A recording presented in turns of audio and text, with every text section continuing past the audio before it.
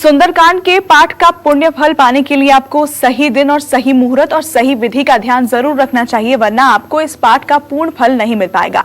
क्या है वो सही दिन, सही समय और सही विधि, आइए इस बारे में जानते हैं। पंडित जी, सुंदरकांड का पाठ करने की सही विधि और सही मुहूर्त क्या है और साथ ही किन बातों का ध्यान रखा जाना चाहिए? देखिए, ज्यादातर लोग सुंदरकांड का पाठ करते हैं। इसको पढ़ने का सही समय और सही विधि क्या है, ये मैं आपको बताना चाहूंगा। आप अगर अकेले बैठकर सुंदरकांड पढ़ रहे हैं तो इसका पाठ आपको ब्रह्म मुहूर्त में सुबह 4 बजे से 6 बजे के मध्य पूरब दिशा में मुंह करके करना चाहिए। अगर कई सारे लोग एक साथ बैठकर सुंदरकांड का पाठ कर रहे हैं, मतलब एक चौपाई हम बोल रहे हैं, एक चौपाई सामने वाला बोल रहा है, तो इसका पाठ करने से शाम 6 बजे से शुरू करें इसका पाठ। और सुंदरकांड पढ़ने से पहले नहा करके साफ और हल्के रंग का कपड़ा पहन लीजिए। काला नीला कपड़ा पहन करके हनुमान जी की उपासना नहीं होती।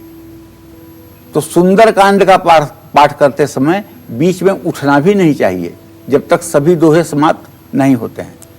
और सुंदरकांड का पाठ मंगलवार या शनिवार के दिन करना इसलिए लाभकारी होता है कि मंगलवार को करेंगे तो मंगल ग्रह की स्थिति मजबूत होगी, शनिवार को करेंगे तो शनि पीड़ा समाप्त हो जाएगी।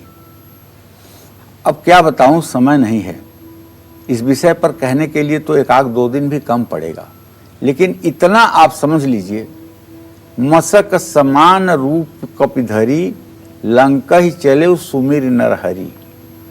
मतलब भगवान ने, हनुमान ने विशाल से विशाल रूप भी सुंदरकांड में दिखा दिया और मच्छर के समान भी उन्होंने अपना रूप बना लिया।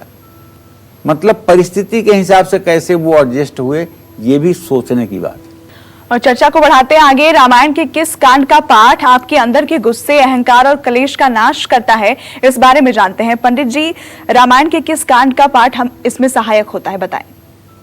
देखिए, अब हम आ गए युद्ध कांड अर्थात लंका कांड। अब जो भी घटनाएं घट रही हैं इसमें लंका में घटेंगी, इसलिए इसका नाम है लंका कांड। लंका कांड में क्या होता है भाई? राक्षसों का संहार होता है। लंका कांड में और क्या होता है? राक्षसों का क्रोध इसमें वर्णित होता है, किस तरह से असुर अपना क्रोध दिखाते हैं, किस तरह से अहंकार के बल पर वो अपना नाश करते हैं। जीवन के क्रोध और कलेश रूपी राक्षस को आप मार सकते हैं, वही काल को भी मार सकता है जो क्लेश और कलह को मार सकता है। हनुमान जी ने ब्रह्मचर्य का पालन किया, राम की भक्ति की, इसलिए वो काल को भी मार सकते हैं, हर विपदा को टाल सकते हैं। जब तक आत्मा रूपी राम से ब्रह्मचर्य रूपी हनुमान नहीं मिलता, तब तक मन रूपी रावण का वध नहीं होता। ये जो मन है हमारा ना, 10 इंद्रियों के साथ जो जुड़ा हुआ है, यही 10 सिर वाला रावण है और कोई रावण बाहर नहीं है। और ये मन रूपी मत वाला रावण तब मारा जाता है जब इंद्रियों के विषय भोग इससे खत्म होते हैं, और ये तब होता है जब मन प्रभु की शरणागति करता है। और आइए बात करते हैं रामायण के आखिरी कांड की, यानी उत्तरकांड की। रामायण का उत्तरकांड आपको जीवन में कौन सी सीख देता है, आपके अंदर किन गुणों को जन्म देता है और किन बुराइयों को दूर करता है, इस बारे में जानते हैं। पंडित जी, हमने सभी कांड की और उनसे मिलने वाले सीख की बात कर ली, अब आखिरी कांड की बात करते हैं, उत्तरकांड की। इससे हमें क्या सीख मिलती है? देखिए, उत्तरकांड से बहुत सी सीख मिलती है। पहली बात तो यह कि रामचरितमानस कैसे काकभुसुंडी और गरुड़ के बीच में कहा गया, ठीक है। और इसके बाद में उत्तरकांड में गोस्वामी तुलसीदास जी ने लिखा कि कलयुग में क्या होने वाला है। उत्तरकांड में काकभुसुंडी जी के श्राप की भी कहानी है। काकभुसुंडी और गरुड़ का संवाद बार बार पढ़ना चाहिए। कहने का मतलब यह है कि जब तक राक्षस और काल दोनों का विनाश नहीं होगा, तब तक उत्तरकांड का प्रवेश ही नहीं होगा।